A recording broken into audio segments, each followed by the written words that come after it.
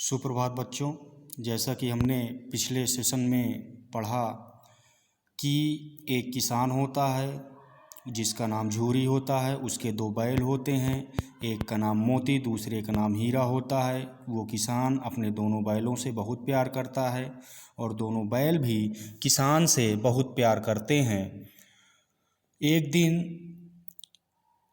किसान का साला गया आता है और उन दोनों बैलों को अपने गांव ले जाता है, लेकिन उन दोनों बैलों को ऐसा लगता है कि मालिक ने हमें बेच दिया है। वह उसी रात वापस फिर अपने मालिक के गांव चले आते हैं, घर चले आते हैं। फिर झूरी अगले दिन अपने दोनों बैलों को अपने साले गया के साथ फिर वापस भेज देता है और गया उन दोनों बैलों को सही से खाना नहीं देता है, खूब काम करवाता है।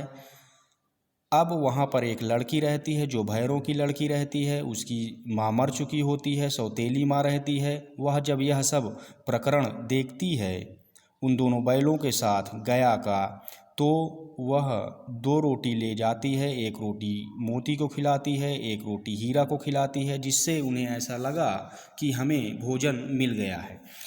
अब यहाँ तक इस प्रकार हम कहानी पढ़ चुके थे पिछली क्लास में। अब हम इस कहानी को आगे बढ़ाते हैं। आइए कहानी प्रस्तुत करते हैं। रात को जब बालिका रोटी खिलाकर चली गई, दोनों रस्सियां चबाने लगे, पर मोटी रस्सी मुंह में ना आती थी। बेचारे बार बार जोर लगाकर रह जाते।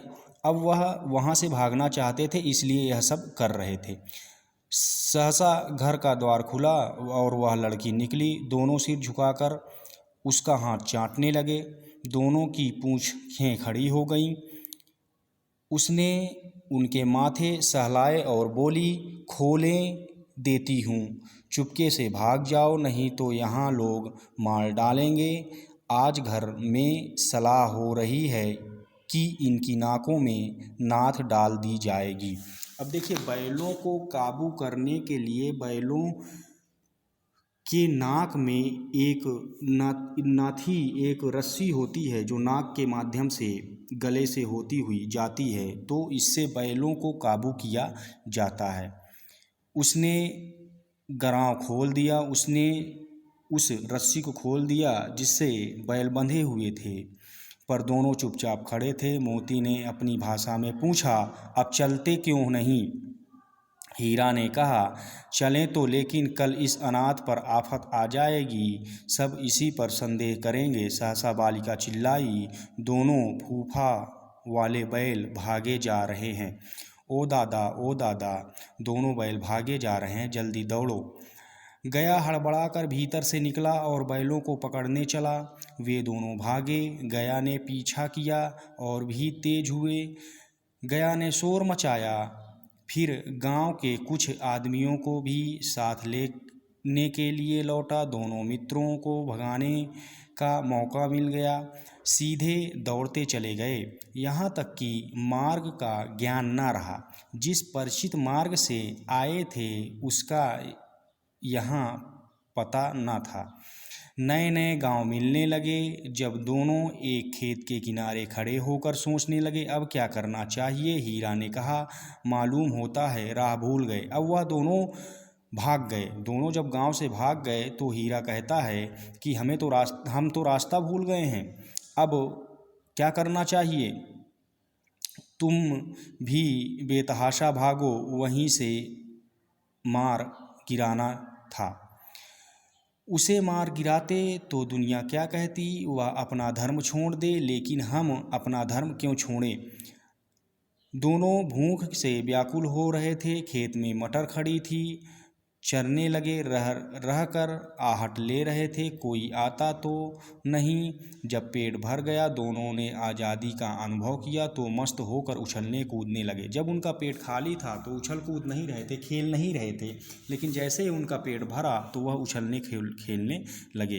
पहले दोनों ने डकार ली, फिर सींगें मिलाई और एक दूसरे को ठेलने लगे। अब दोनों में मस्ती चालू हो गई। मोती ने हीरा को कई कदम पीछे हटा दिया, यहाँ तक कि वह खाई में गिर गया।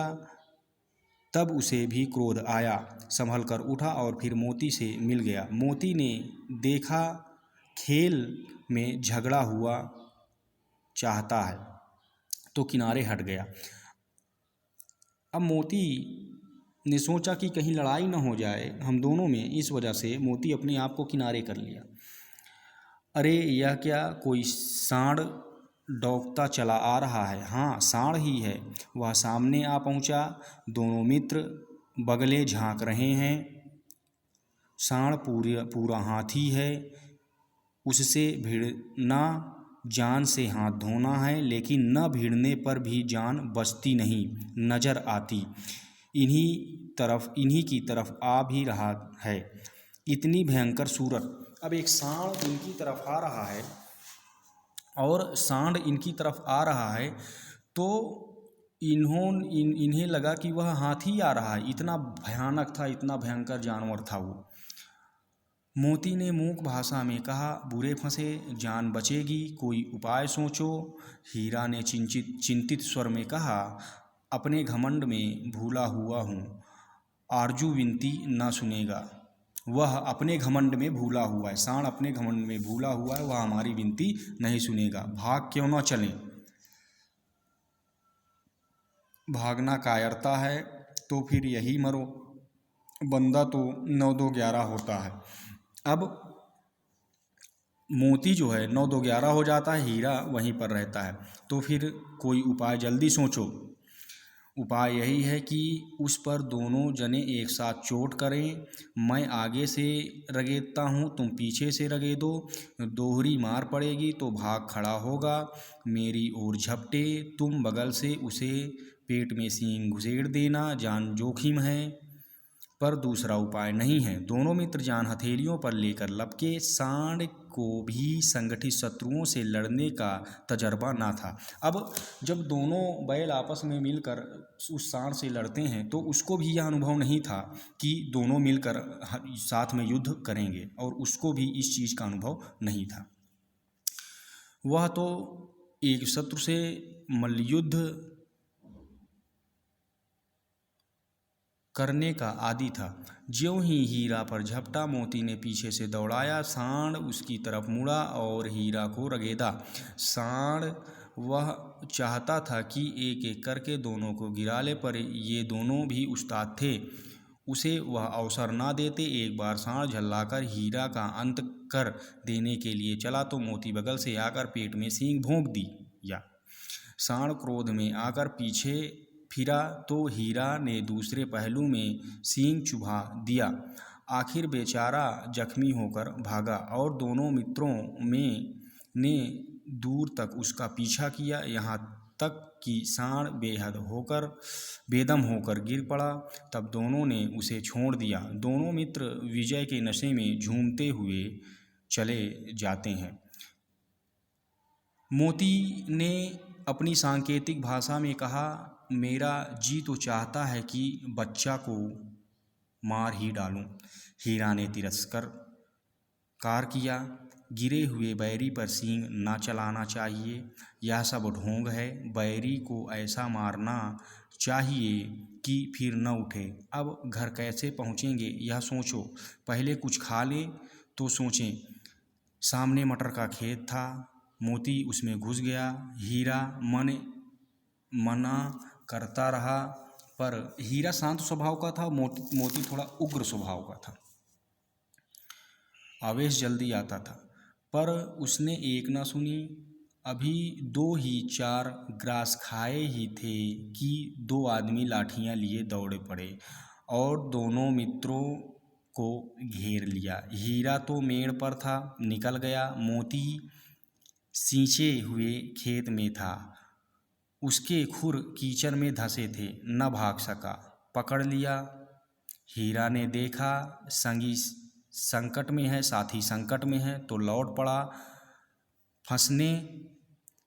फंसेंगे तो दोनों फंसेंगे। रखवालों ने उसे भी पकड़ लिया। प्रातःकाल दोनों मित्र काजी हाउस में बांधे। काजी हाउस का तात्पर्य यहाँ से है कि जहाँ पर पशुओं को बांधा जाता है, काजी हाउस का तात्पर्य है कैद पशुओं की हाजिरी ली जाती है वहाँ पर पशुओं को बांधा जाता है। दोनों मित्रों को जीवन में पहली बार ऐसा साबिक पड़ा कि सारा दिन बीत गया और खाने को एक दिन का भी ना मिला। समझ ही नहीं आता था यह कैसा स्वामी है, इससे तो गया फिर भी अच्छा था। यहाँ कई भैंसें थीं, कई बकरियाँ थीं, कई घोड़े थे, कई गधे थे, पर किसी के सामने चारा ना था। काजी हाउस का मतलब पशुबाड़ा देसी भाषा में। सब जमीन पर मुर्दों की तरह पड़े थे, कई तो इतने कमज़ोर हो गए कि खड़े भी ना हो सकते थे। अब उनको खाना नहीं मिल रहा था, इस वजह से उनका शरीर कमज़ोर हो गया था। सारा दिन दोनों मित्र फटका की ओर टकटकी लगाए ताकते थे, दरवाजे की तरफ देखते थे, पर कोई चारा लेकर आता न दिखाई दिया। तब दोनों ने दीवार की नमकीन मिट्टी चाटनी शुरू की, पर इससे क्या तृप्ति होती। रात को जब कुछ भोजन न मिला तो हीरा के दिल में विद्रोह की ज्वाला धधक उठी। मोती से बोला, अब तो नहीं रहा जाता मोती। मोती ने सिर लटकाए हुए जवाब दिया, मुझे तो मालूम होता है प्राण निकल रहे हैं। इतनी जल्द हिम्मत ना हारो भाई, यहाँ से भागने का कोई उपाय निकालना चाहिए। आओ दीवार तोड़ते हैं, मुझसे तो अब कुछ नहीं होगा। बस इसी बूते पर अकड़ते थे, सारी अकड़ निकल गई। बाड़े की दीवार कच्ची थी, हीरा मजबूत तो था ही। उसने नुकीली सींग दीवार पर गड़ा दिए और जोर मारा तो मिट्टी का एक टुकड़ा बाहर निकल आया। फिर तो उनका साहस बढ़ा।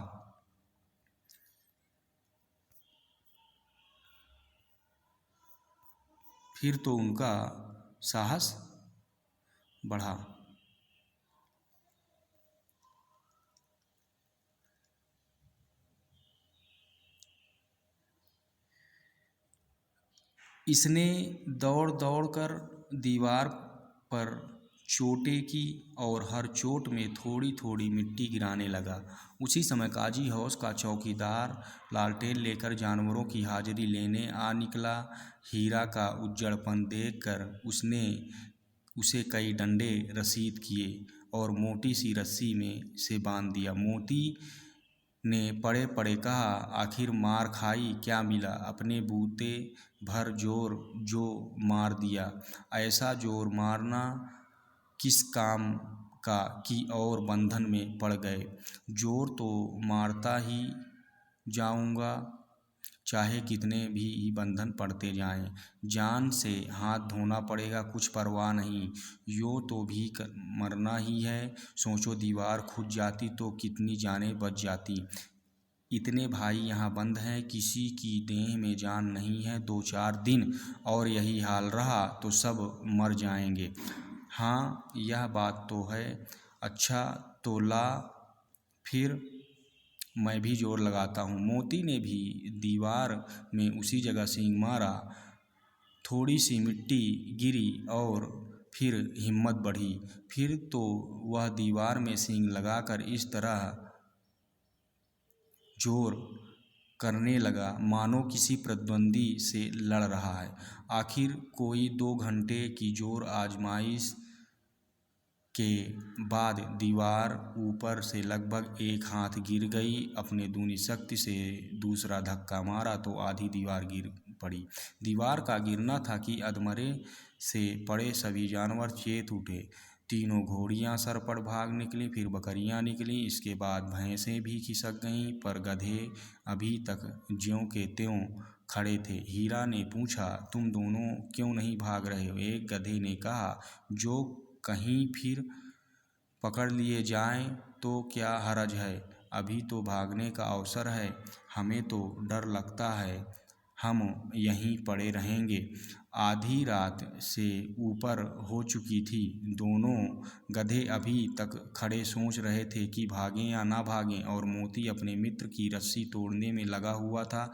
जब वह हार गया तो हीरा ने कहा, तुम जाओ, मुझे यहीं पड़ा रहने दो, शायद कहीं भेंट हो जाए।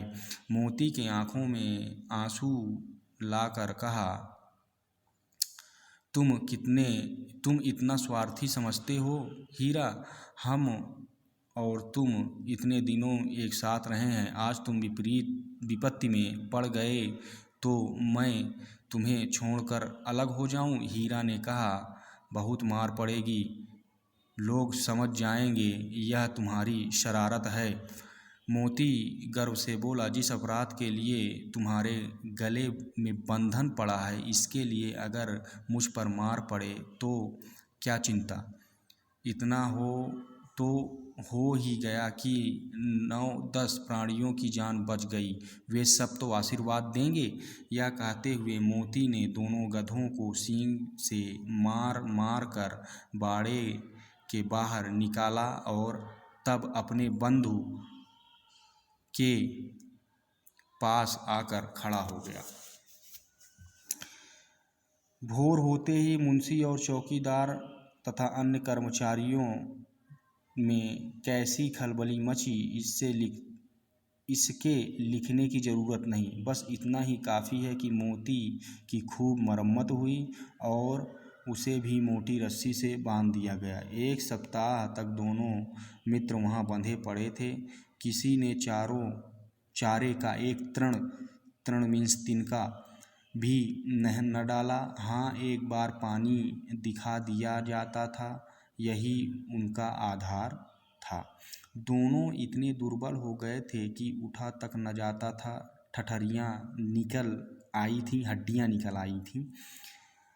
एक दिन बाड़े के सामने डुग्गी बजने लगी और दोपहर होते होते वहाँ 50-60 आदमी जमा हो गए। तब दोनों मित्र निकाले गए और उनकी देखभाल होने लगी।